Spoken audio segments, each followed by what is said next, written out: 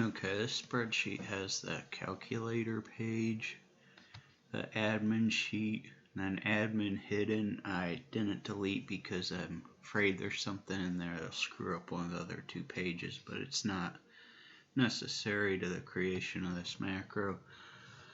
So what I have on AJ15 is where I would put the macro cycle name, which is basically the year. So it's a way of thinking about it.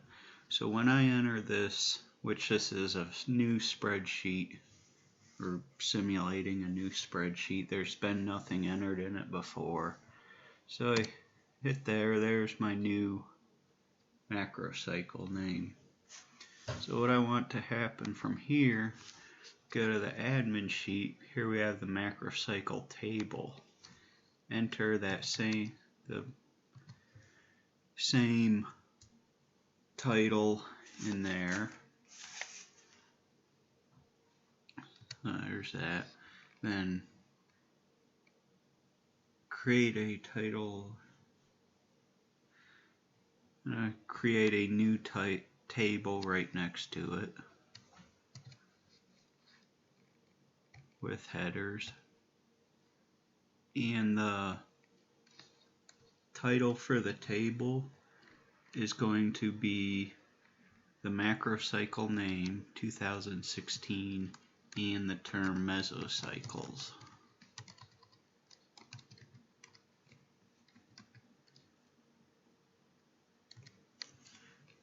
And then in this cell right below it, we want to create a named range.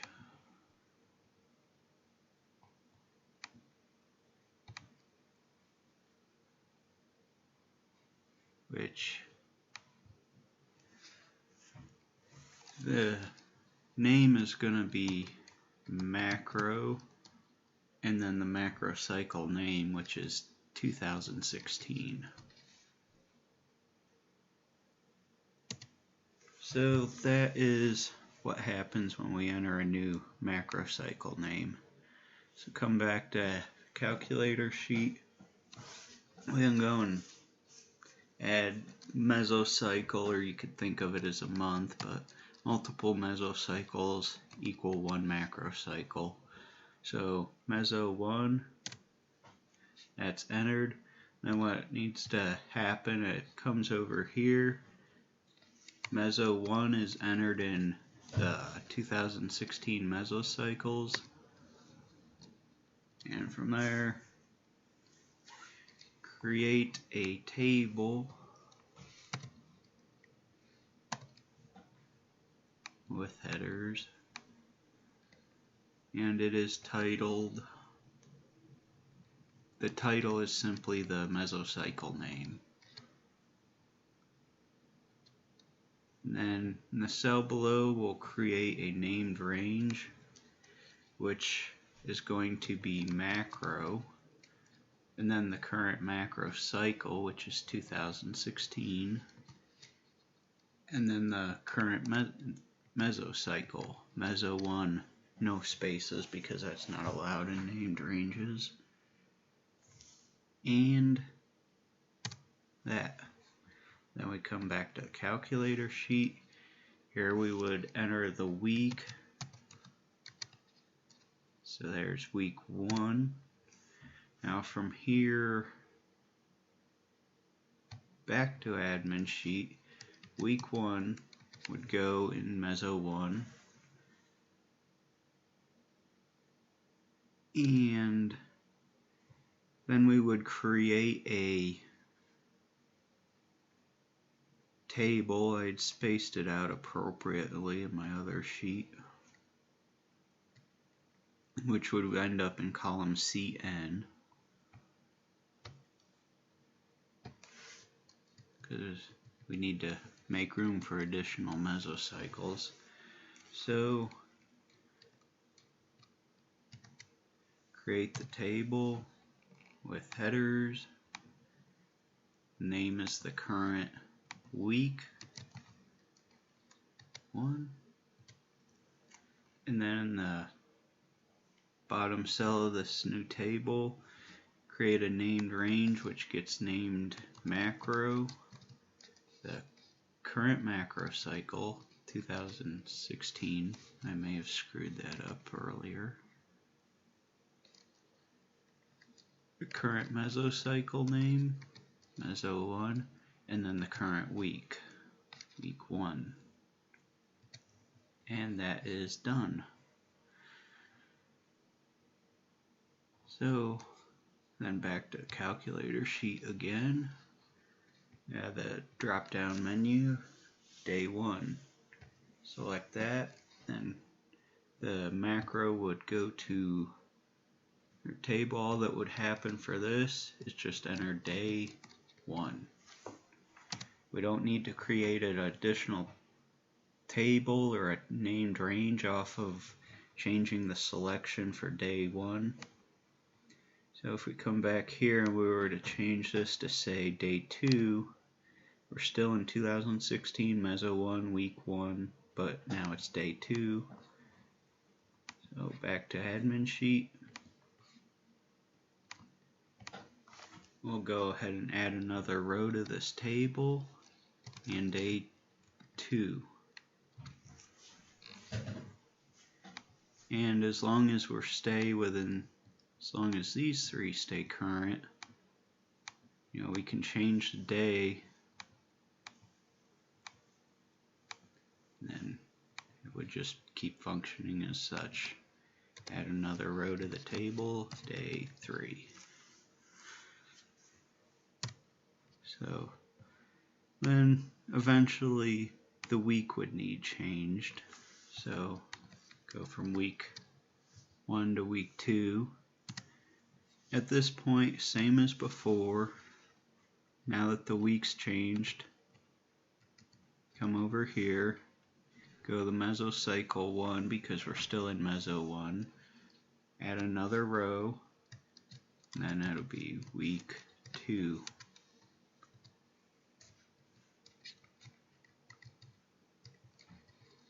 Then we can come over here, create another table with headers. Table is named week 2, and then create the name range in the cell here, which is going to be the word macro, the current macro cycle, the current mesocycle, the current week, which just became week 2. And back to the calculator. Then when we would update the day, it would go to day 1. So that is pretty much how the macro cycle is going to work. The whole point of it, I'll take you to this, which is more thorough. Here,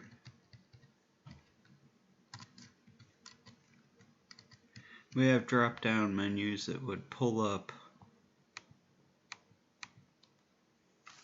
data that's linked into formulas so that I can see values from certain time periods. So when I select 2015, if you look at the list of 2015 mesocycles, they are all showing up right now. So I can pick meso 1, and then for my week selection, I'm only offered the weeks that occurred in meso 1. So you can imagine if I picked meso 1 but tried putting it in week 5, nothing would show up because the week didn't occur within that meso. So this allows me to avoid making mistakes by picking something that's not there. So meso 2, then 5, 6. And then, okay, I don't have my bottom one linked into a thing, but this formula, if you go to although it's returning an error, this is the formula that works in my to give the reference for the drop down menus. If you go to formulas, evaluate formula, you can watch this formula work, which basically pulls up the named range. So we see there's a text macro and so it's pulling up macro 2015, macro 2015 meso 2, macro 2000. So this is pulling up the named range macro 2015 meso 2 week 6 based off of my selections within here. So that is the whole point of why I'm trying to do this. Now,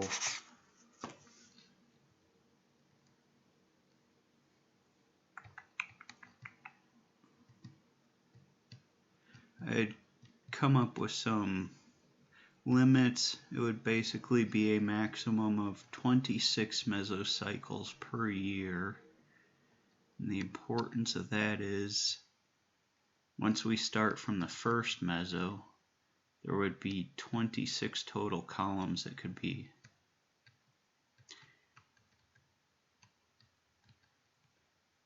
Okay, well, what I actually have here for where my tables are doesn't reflect how it actually is.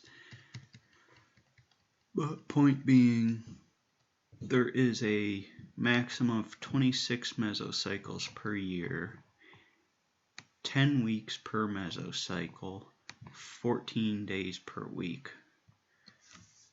So why that matters is because of spacing of where all these tables get put, because you wouldn't want to end up having your week tables stepping on your mesocycle tables. And that also, with the mesocycles list, I think I said, make a maximum of 26. So that means when we create a new macro cycle, gotta make sure it doesn't, get stepped on with that.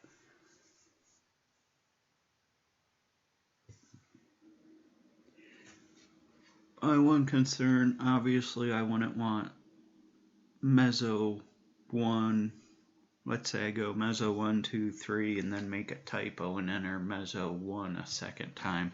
I would want some kind of error checking so that it can recognize that name has already been used once within this specific macro cycle, and it cannot be used a second time within that same macro cycle.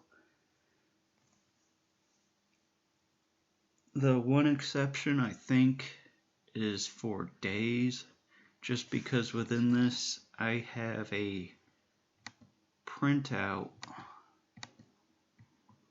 that is based off of the macro, meso, week, and day. So what'll happen, I'll usually go day 1, day 2, day 3 to print this out, and then go back to day 1 for data entry purposes.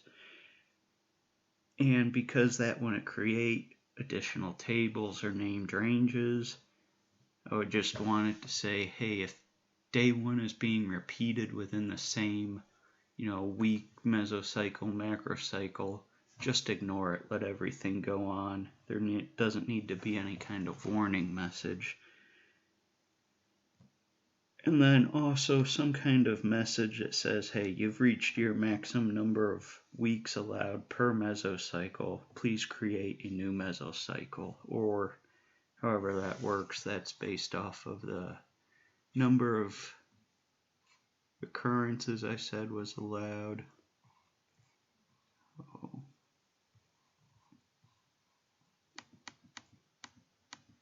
Which was, give me a minute.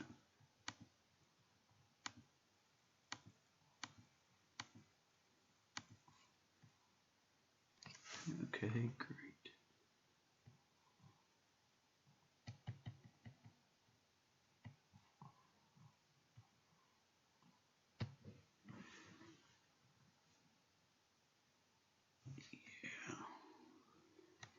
which was this here.